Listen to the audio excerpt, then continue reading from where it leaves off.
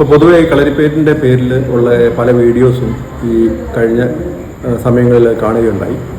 അപ്പോൾ അതിലൊക്കെ തന്നെ ഇപ്പം ആയുധം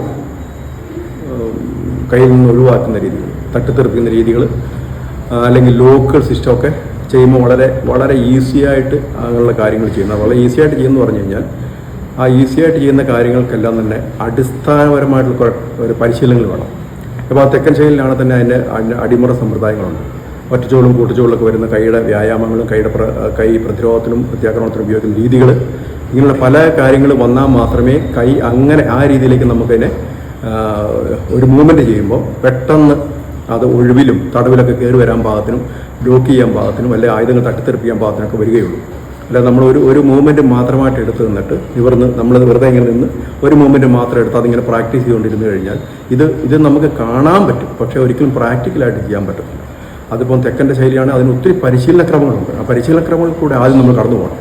വടക്കൻ്റെ ആണെങ്കിൽ പിന്നെ നമ്മൾ ഉപയോഗിക്കുന്ന പ്രയോഗങ്ങൾ, ഇപ്പം അകങ്കാലിൻ്റെ പ്രയോഗങ്ങൾ ഉപയോഗിക്കും, പുറങ്കാലിന് ഉപയോഗിക്കും, അതിൽ തടവുകളുണ്ട്. ഇതിനകത്ത് ഒത്തിരി ഇപ്പം നീട്ട്, അമത്ത്, കുത്ത്, താങ്ങ്, വജ്രമുഷ്ടി എന്നൊക്കെ പറഞ്ഞിട്ടുള്ള പ്രയോഗം, സർപ്പക്കൈ, തടവിനകത്ത് സർപ്പക്കൈ എന്നൊക്കെ പറഞ്ഞ പ്രയോഗ രീതികളുണ്ട്, തടയുന്ന രീതികളുണ്ട്. അപ്പോൾ ഇതെല്ലാം പ്രധാനപ്പെട്ട വിഷയം എന്താ, ഇതെല്ലാം നമ്മൾ ഒരു ക്യാപ്സൂൾ രൂപത്തിൽ ഒരു 10 ദിവസം കൊണ്ടോ അല്ലെങ്കിൽ ഒരാഴ്ച കൊണ്ടൊക്കെ നമുക്കിത് പരിശീലിച്ച് ഇത് പ്രാവർത്തിയാക്കാം എന്നുള്ളൊരു ധാരണ പലപ്പോഴും ഇതിനകത്തൂടെ ഒരു മിസ്അണ്ടർസ്റ്റാൻഡ് വരുന്നുണ്ട്. അങ്ങനെ ഒരിക്കലും സാധ്യമല്ല. നല്ലൊരു പരിശീലന വിഷയത്തിലേക്ക് കടന്നു വരണം. അപ്പോൾ എന്താ ചെയ്യേണ്ടത്, ഇങ്ങനെ നമ്മൾ ഈ പഠിപ്പിക്കുന്ന എല്ലാവരും ശ്രദ്ധിക്കേണ്ടത്, ഇതിലേക്ക് വരുമ്പം അതിനുവേണ്ട കഠിനമായ പരിശീലനങ്ങളോട് കാണിച്ചു കൊടുക്കുന്നത് നന്നായിരിക്കും.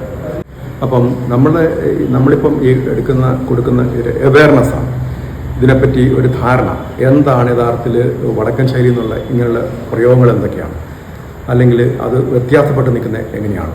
അപ്പം അതിന് ഒരു പ്രത്യേക നമ്മൾ അതിനെപ്പറ്റി പറയുമ്പോൾ അതിൻ്റെ അടിസ്ഥാനം, അതിൻ്റെ പരിശീലന രീതി, ഇതിന് മുമ്പേ ചെയ്തതിൻ്റെ ഇനിയിപ്പം അതിൻ്റെ കൂടുതൽ വിശദീകരണങ്ങൾ വരും.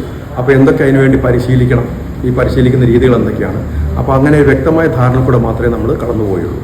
അതുപോലെ തന്നെ ഇനി അടുത്ത് തന്നെ ഇതിനോടനുബന്ധിച്ച് തന്നെ കളരി ചികിത്സ, അത് തന്നെ എപ്പോഴും തെറ്റിദ്ധരിക്കപ്പെട്ടിരിക്കുന്ന ഒരു സംഭവമാണ്. കളരി ചികിത്സ അത് ആയുർവേദ ചികിത്സയാണോ അല്ലെങ്കിൽ മറ്റുള്ള ചികിത്സാ സമ്പ്രദായങ്ങളാണോ തനതായ ശൈലിയാണോ എന്നുള്ളതല്ല. അപ്പോൾ അതിനെപ്പറ്റും കൂടുതൽ ക്ലാസ്സുകൾ ഇതിനോടനുബന്ധിച്ച് തന്നെ നമുക്കറിയാവുന്ന അറിവുകൾ ഇതിനെപ്പറ്റി അതിനെപ്പറ്റി അവയർനെസ് ഉണ്ടാക്കാൻ പാകത്തിന് പറയാനായിട്ട് നമ്മൾ തീരുമാനിച്ചിട്ടുണ്ട്. ഈ അകങ്കാലിൻ്റെ പ്രയോഗം എന്ന് പറയുന്നത്, നമ്മൾ കാലുകൾ വടക്കൻ ശൈലിയിലുള്ള കാലുകൾ നേരെകാൽ, തിരിച്ചുകാൽ, വീതുകാൽ, ഇങ്ങനെ അനേകം കാൽപ്രയോഗങ്ങൾ വടക്കൻ സമ്പ്രദായത്തിലുണ്ട്. അതിൽ അകങ്കാല്, പുറങ്കാലുണ്ട്. അകങ്കാലിൻ്റെ പരിശീലനത്തെ തുടക്കം, അതിൻ്റെ അടിസ്ഥാനമായിട്ട് ആദ്യത്തെ തുടക്കം എന്ന് പറയുന്നത് വീതിയൊരുക്കുന്നുള്ളതിനകത്ത്. അപ്പോൾ കാല് ശരിക്കും നമ്മുടെ അകം ശരി കാണത്തക്ക രീതിയിൽ അകത്തേക്ക് കാല് തിരിച്ചു പിടിച്ചിട്ട് അത് മുകളിലേക്ക് പൊക്കി ചുഴിച്ച് നിലത്തേക്ക് വെക്കുന്ന രീതിയാണ് അത് വീതിയൊരുക്കുന്നുള്ള പ്രയോഗമായിട്ട് വരുന്നത്. അപ്പോൾ അതെങ്ങനെയാണ് ആദ്യത്തെ വീതിയൊരുക്കി പരിശീലിക്കുന്നത് നോക്കാം. നോക്കിയോ, ആ വീതിയൊരുക്കൽ ചെയ്യേണ്ട എങ്ങനെയാണെന്നുള്ളത് ശ്രദ്ധിക്കും.